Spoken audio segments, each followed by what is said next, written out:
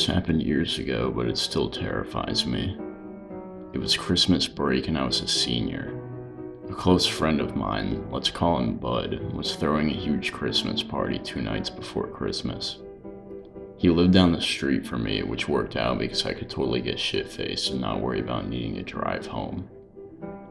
Anyways, the party started at 9, so I went over with some booze I stole from my brother. The house looked great. All the Christmas lights were strung around his house and garden, along with giant inflatable Santas and reindeer and whatnot. Basically everyone from my grade was there, plus a few older kids. A few younger ones as well. Surprisingly, I noticed a lot of unfamiliar faces, but I didn't dwell on it. I spent most of the night hanging out with Bud and a few of our friends from school. We played some drinking games. Bud's older brother was there, and he gave us some hard liquor, so next thing I knew the night became blurry. The music and talking became louder. Around 3 a.m., Bud managed to get the crowd's attention and kind of implicitly suggested people start leaving. By 4 a.m., the house was empty. It was dark and completely trashed, but Bud's parents were gone for a few more days, so they had plenty of time to clean up. At this point, the snow was really coming down outside. We live on the East Coast, so we basically get blizzards daily in December. Bud urged me to just crash at his place because it was really snowing hard out there and I could barely walk. My house was only a block away, so I knew I'd be fine. However, Bud insisted, so I eventually gave in and just crashed on the couch. I remember waking up what couldn't have been long after. Bud was sleeping in his room upstairs, and two of our other friends who were drunker than I was were on the floor in the adjacent room to mine. I needed to piss really badly, so I dragged myself off the couch into the bathroom, which was by the stairs. As I was peeing, I heard someone coming down the stairs. I had left the door open and my eyes were pretty adjusted to the dark, so I could see the silhouette of Bud standing on the stairs. I said something to him, I don't remember what, I think just his name and some incoherent question. Then I went back to washing my hands, and I heard him respond, "Yeah," in a low voice. I looked back and Bud was no longer on the stairs. The front door was across from the stairs, i.e. next to the bathroom, and I could hear the wind howling loudly. I walked out of the bathroom and the front door was wide open and snow was blowing in. I shut it and just went back to sleep.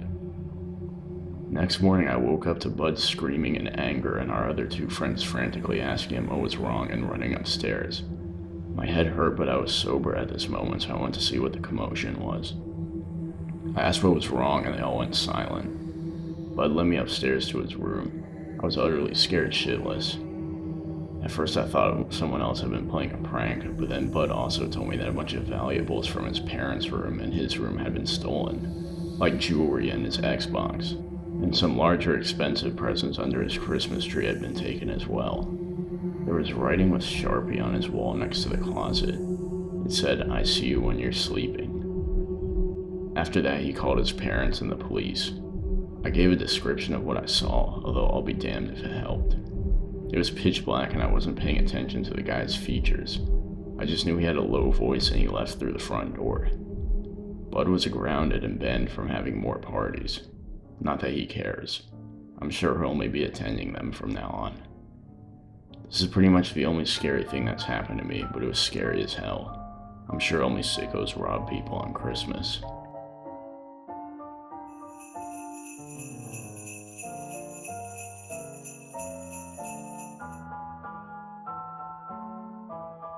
It was the night before Christmas. My family and our relatives were all just sitting around our dining room table enjoying a Christmas dinner that the mothers of the family had cooked. As I ate my lamb, I couldn't help but continue to notice my aunt on my dad's side. My Aunt Ella and I had never been close at all because she suffered from advanced stages of dementia for as long as I could remember. She was barely verbal and couldn't walk, and when she did speak, it would either just be incoherent or sentences that didn't make sense. Call me a brat or whatever, but I truthfully found it really awkward being around her. She lived in a geriatric facility year-round, so it wasn't like I ever saw her outside of Christmas and Thanksgiving anyways. Well, I noticed that night she had seemed to take a special interest in me all of a sudden. Sitting around the dinner table, every time I looked up from my plate, I would see her staring at me with her wide eyes and dangling jaw. A few times she even pointed at me and I would notice her mouth twitch as if she was trying to speak. No one else seemed to notice it, and so I just ignored it. After dinner, we all sat near our giant Christmas tree in the living room just watching a movie. We had a fireplace going, so I was about as cozy as could be, apart from Aunt Ella continuing to stare at me. At some point, I got up to use the bathroom down the hall, and when I walked out, I was face to face with my Aunt Ella in her wheelchair right in front of the door. I smiled and said, "Excuse me," and then she started to speak.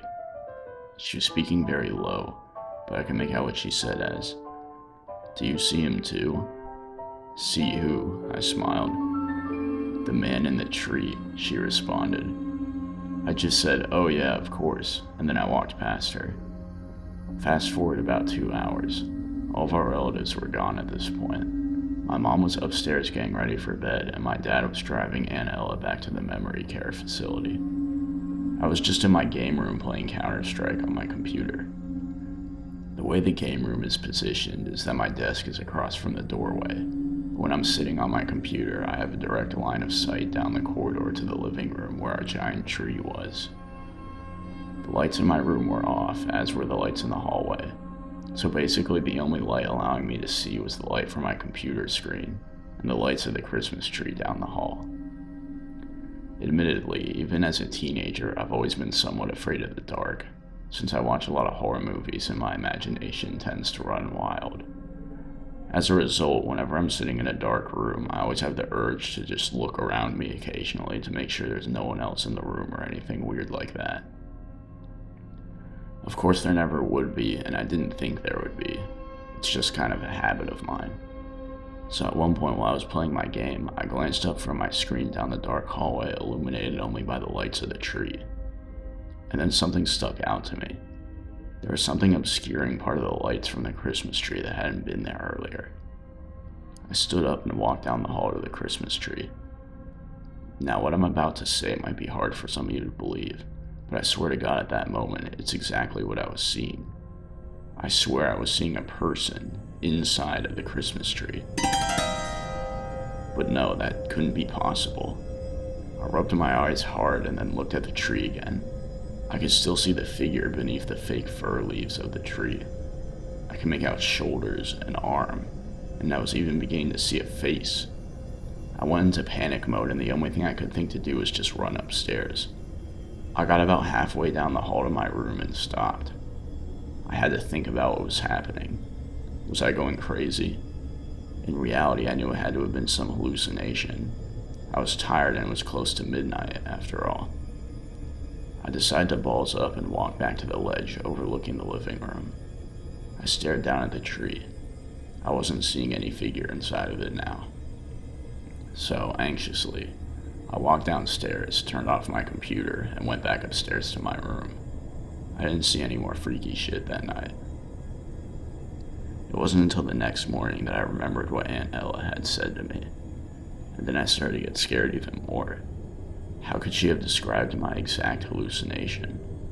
I told my dad about it, and he said he thinks what she said caused me to imagine someone actually being in the Christmas tree. To this day, I still don't know what to think.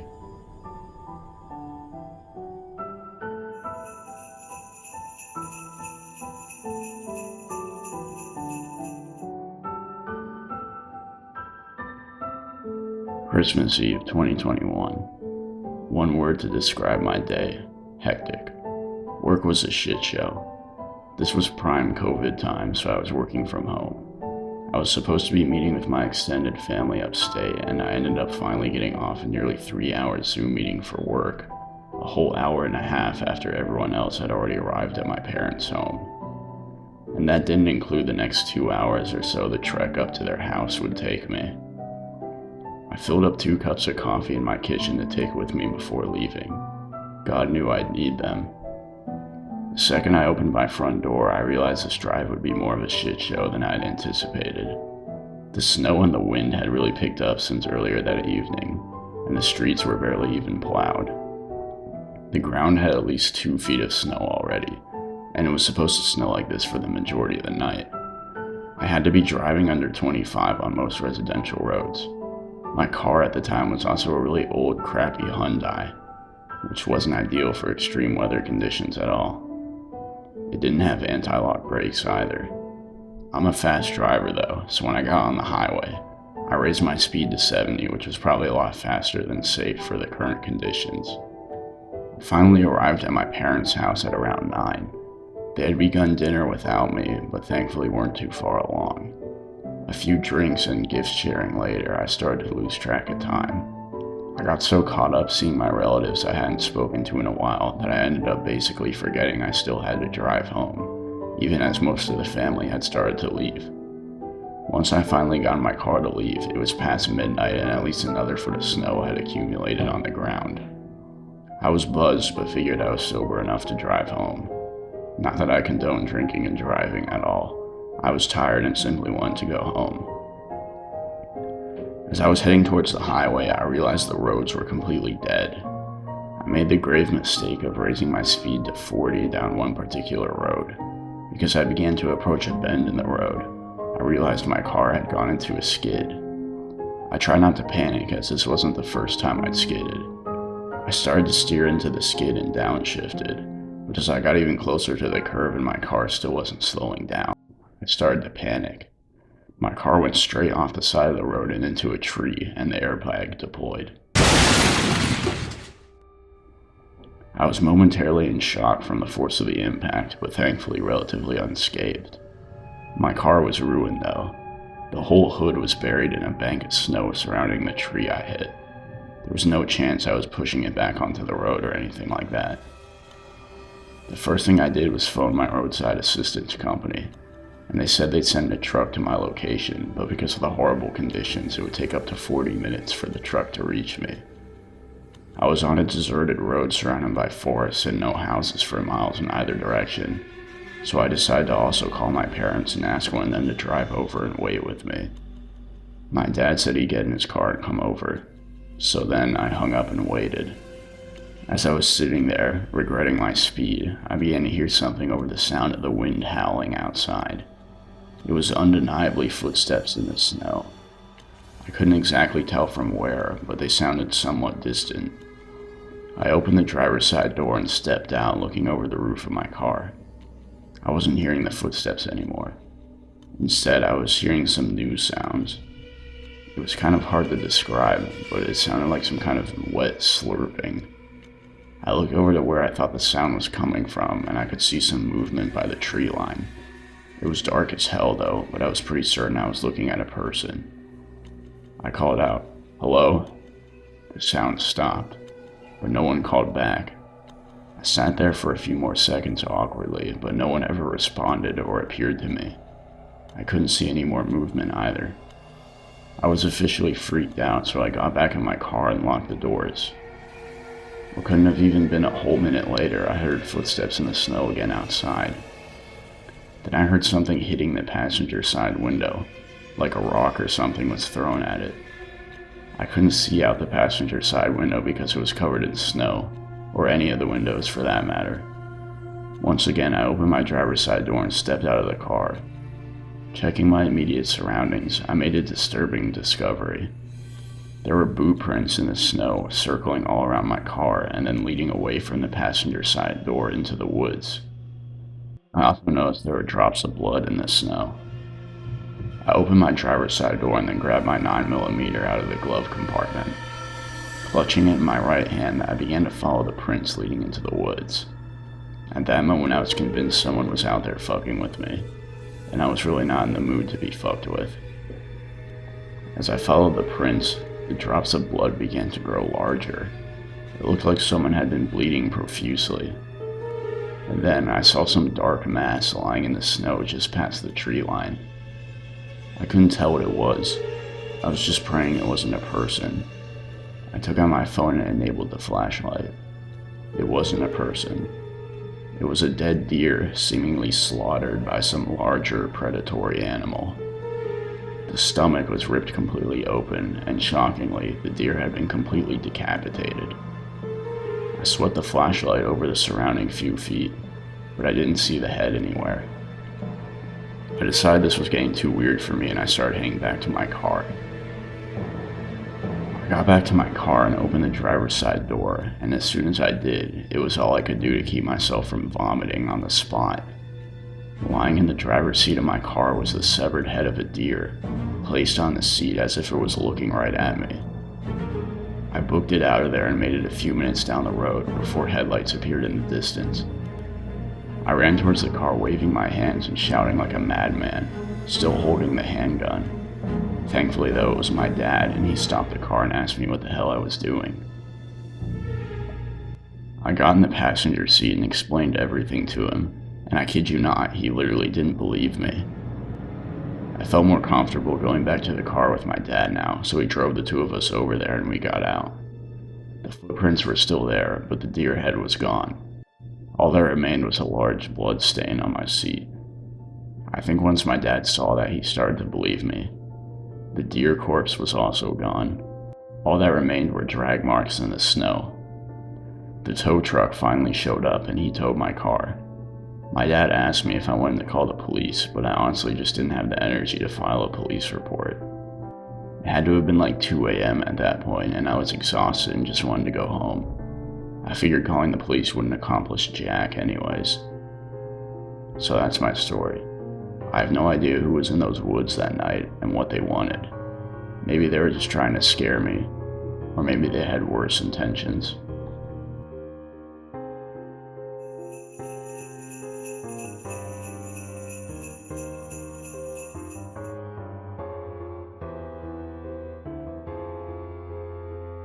One Christmas when I was probably like 12, my family took me and my close friend Trey to an event.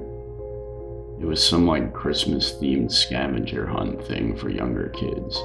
The family running it had basically built it in their large backyard, and it was like a labyrinth full of Christmas themed objects and displays. At some point while we were running through it, Trey and I managed to get separated from our parents. At the time, for some reason, I remember not being worried about it since I figured we'd easily be able to find them again, and we just continued on with the scavenger hunt. There were a lot of other families there as well. Trey and I were trying to find a model Polar Express train that was on the scavenger hunt, but we were having a lot of difficulty trying to locate it among the displays around us. We got so desperate to find it, we started straying away from the main walkways, down paths we weren't even sure were public to try and find it. We ended up on this one path that ran behind the displays alongside the main walkway. There were no lights or people on this trail. After a minute of walking down it and not seeing anything, we decided to turn around. Then we heard a voice calling to us from the woods about 50 feet away from the trail. "Psst, over here." Trey and I both turned, and there was a man dressed in a Santa Claus outfit standing by a small shed near the trees. I specifically remembered that it was a pretty low-effort Santa Claus outfit, specifically the beard, which was just a piece of paper taped to his chin. "What are you boys looking for?" he called over to us. "The Polar Express," I said. "Oh, well, you're in luck. It's right over here in this shed. Just come down and I'll show it to you." At that age, I'd say I was definitely wary of strangers, but Trey almost instantly started walking over to the shed, which made me follow him without thinking twice. As we got closer to the man, I began to pick up on some disturbing details. The man's face, from what I could see, looked kind of messed up, like he was disfigured or something. One of his eyes seemed to be lower than the other one, and he had these really weird scars across his forehead and cheeks. Now, I don't mean to speak ill of anyone with any kind of facial disfigurements, but this guy looked pretty messed up, and at that age it scared me, frankly. I stood behind Trey by a few feet as the Santa turned to the shed and swung open the large door leading into it. "See for yourselves," he said in a noticeably less affectionate tone. I peeked around the side of Trey into the shed. It was literally pitch black in there. Trey took a step towards the door, and then we both heard the sound of a plastic bag being crinkled from within the darkness. It was brief, and it sounded unintentional. "I think we should get back to my parents," I said. Trey agreed, and the two of us slowly started to back away. The Santa just stared at us, his smile gone. He looked angry now. He took a few steps toward us, and right at that moment, my dad came around the corner shouting angrily. Instantly, I saw the Santa turn around and run off into the woods. My dad embraced me, but he was really angry at us for getting lost. He started asking us who that man was. I just shrugged. He then asked me if the man did anything to us, and I just said no, not knowing exactly what my dad meant at the time. After that, we all left the attraction and just got in the car to leave. As my dad was turning the car around, I saw him, that creepy Santa from earlier, and he wasn't alone. There were two bigger looking guys in black sweatshirts standing next to him, and all three of them were just standing in the woods staring at us as we drove off. I don't know why, but I didn't say anything. Looking back, I regret that deeply now. I hope those guys were never able to successfully lure any children into whatever they were planning.